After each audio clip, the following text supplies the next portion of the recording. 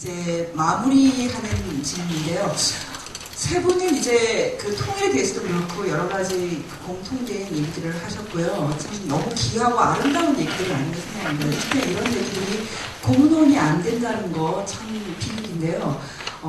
그 통일이 되면 무슨 일을 하고 계실지 좀 그려주세요. 각자. 5년 안에 통일을 해야 된다고 보는데 사실은 더 중요한 거는 북한을 어떻게 재건하느냐가 더 큰 의미가 있다고 믿고 있습니다.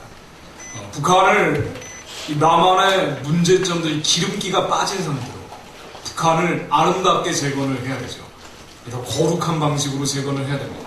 제가 이제 마지막으로 한번 이제 당부를 정말 해야 되겠다고 항상 얘기하는 건 문관이 사실 한국 교회입니다. 한국 교회가 지금 북한 정권 뭐 돈쌀 빌어준다고 해서 인도적이라는 수식어를 붙여가지고 북한 정권 지원하느냐 마느냐 가지고 논쟁할 때가 아닙니다. 이미 북한 정권은 끝났어요. 이미 망했습니다. 이미 끝나고 이미 망한 정권인데 이제는 북한을 어떻게 자유화 민주화시키고 어떤 방식으로 재건할 건지에 대해서 그 근본적인 고민을 지금 북한 이후에 어떻게 재건할 건지에 대한 고민을 한국 교계에서 해야 되죠. 그래서 우리 기도를 할 때도 그냥 막연하게 그냥 통일시켜 주십시오라는 기도가 아니고요. 여러분 북한 사람들을 좀 도울 수 있게 해주십시오. 라는 그런 막연한 기도가 아니라 이제는 북한 정권이 이제 끝나고 아예 전쟁을 해버리자는 거죠. 그래서 기도의 방향만 바뀌면요. 사실 어려운 것 같지만 굉장히 쉽습니다. 사실 심리전을 제가 말씀드렸지만은 한국의 대형교회 한 5군데가요.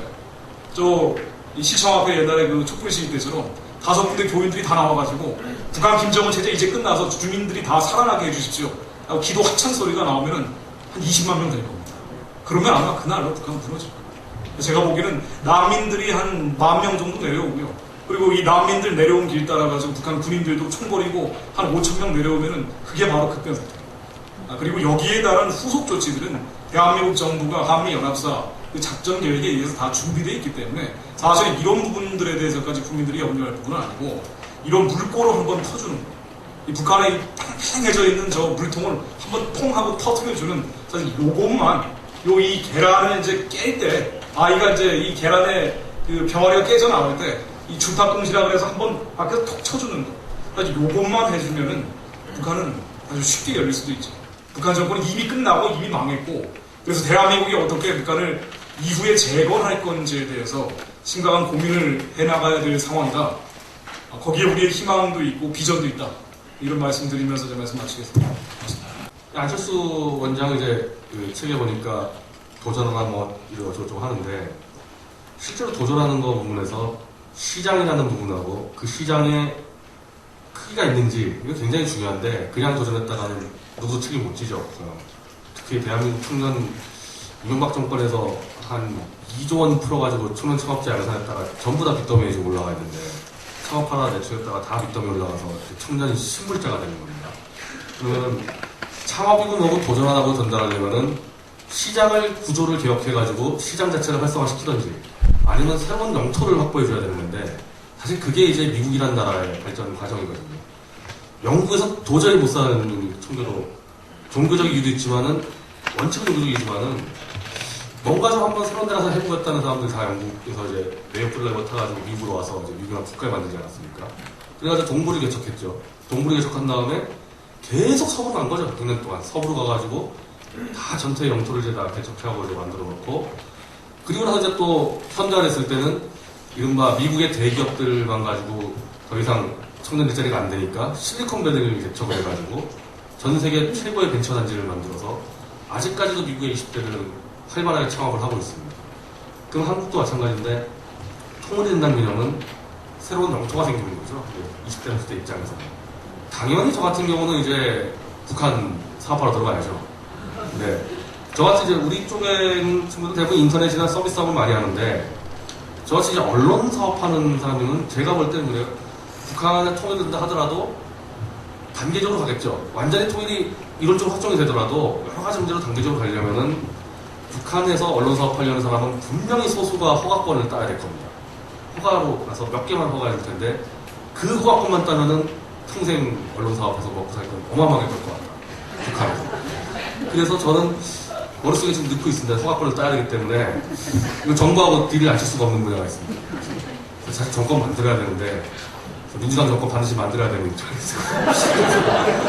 그리고 제가 할 분야는 청년 경제 미디어를 북한에서 할 거예요. 통일되면 그것만 잡으면은 북한 전체하고 중국하고 해서 글로벌 미디어, 글로벌 창업교육 조직 그걸 하려고 사실 다들 노리고 있습니다. 우리 포럼 멤버 중에서 다들. 그리고 아마 그렇게 됐을 때 그래서 김성욱 선배 책 제목이 북한을 선점하는 얘기가 그런데 머릿속으로 다 선점하고 있어요. 머릿속으로 완전히 선점하고 있어요. 시장만 되면은 제일 먼저 뛰어들어갈 수 있어요. 저는 바로 개성으로 들어갔죠. 여기 오늘 오신 분들 중에 대부분이 교회 다니시는 분들이 굉장히 많은 것 같습니다. 근데 제가, 저도 교회를 다닙니다만, 교회 다니면서 가장 중요한 게 뭐냐면 저는 미래를 긍정하는 거라고 생각을 합니다. 지금 뭐 종목세력이 날뛰고 뭐 북한 있고 뭐 그런 거 너무 신경 안 쓰셔도 될 것 같아요. 미래에 대해서 긍정을 하면 어떤 결론이 나오냐. 미국의 그 정치학자가 했던 얘기가 있습니다. 리차드 타이커먼이라는 정치학자가 뭐라고 얘기냐면 림랜드라는 단어를 썼습니다. 림랜드는 뭐냐면 육지와 해양 사이에 그 중간 지역에 있는 국가들, 예를 들어서 고대 로마 제국이 대표적인 림랜드 국가였고 아시아에서 동북아에서 대한민국이 대표적인 림랜드 국가입니다. 이 림랜드를 지배하는 국가가 세계의 운명을 좌우한다고 그랬습니다. 대한민국 지도를 거꾸로 놓고 보면 고대 로마의 바다는 지중해입니다. 지중해가 로마의 호수였죠. 대한민국의 호수는 태평양입니다. 전 세계를 지배하는 게 우리 한민족이 될 가능성이 얼마든지 있고 우리 이미 그 시장은 첫 발은 내딛었다고 저는 생각합니다. 지금까지 말씀하셨던 이 세 분들을 공통점을 이제 발견했는데요. 모두 기업가 정신이 있으시네요. entrepreneurship이라고 굉장히 어려운 단어죠. 기업가 정신이 있으신데요. 제가 이번 기회에 다음 이제 포럼을 맡게 될 저 뒤에 율 브린너 잠깐 일어서주세요. 네. 이해 포럼 맡게 된 우리 서덕수 씨를 좀 여러분 기억해 주세요. 다음 이해 포럼 맡게 된데요. 이분은 하버드에서 도시 계획을 전공했어요. 도시 디자인을. 그래서 북한에서 어떻게 도시를 디자인할 것인가 아마 다음 포럼에서 그런 것을 발표할 것입니다. 이분도 역시 안트프레니어 기업가 정신을 가진 새로운 종류의 기업가이고요. 그 다음에 여기 앞에 계신 저기 우리 최석영 박사님 잠깐 소개하고 싶어요. 이분은 MIT에서 기계공학을 하신 분인데 저희가 이 포럼을 2년 전부터 준비를 했어요. 처음부터 같이 기도하고 앞으로도 계속 같이 할 또 신진 앞으로 그 지도자가 될 것입니다. 여러분 기억해 주시기 바랍니다. 그 외에도 저기 우리 이지혜 변호사 그러니까 처음부터 같이 기도했던 우리 친구 중에 이지혜 변호사 왔는데요. 정치범 수험생 체험도 열심히 해왔던 친구죠. 여러분 꼭 기억해 주시기 바랍니다. 제가 일일이 다 지금 소개는 못하는데 저희가 이 37 포럼이 한반도 새로운 마스터 플랜을 위한 포럼이라고 되어 있습니다. 갑자기 시작된 것이 아니고요. 저희가 2년 전부터 새벽마다 모여서 매주 기도를 했던 그런 모임이고요. 기대가 됩니다. 여기 계신 분들이 목격자고요. 사실은 다 아시겠지만 김정일이 죽고 나서 우리 사회가 뭔가 두려움 같은 것으로부터 많이 풀려났어요. 희망을 가지고 준비하시면 지금 당장이라도 우리가 아름다운 통일을 할 수 있지 않을까 그런 생각이 듭니다. 아마 이 37 포럼이 하나하나 준비해 나가고요. 저는 내년에 돌아와서 내년 8월에 제가 포럼 스피커로 서겠습니다. 저는 그 8월 7일에 미국으로 출국을 하고요.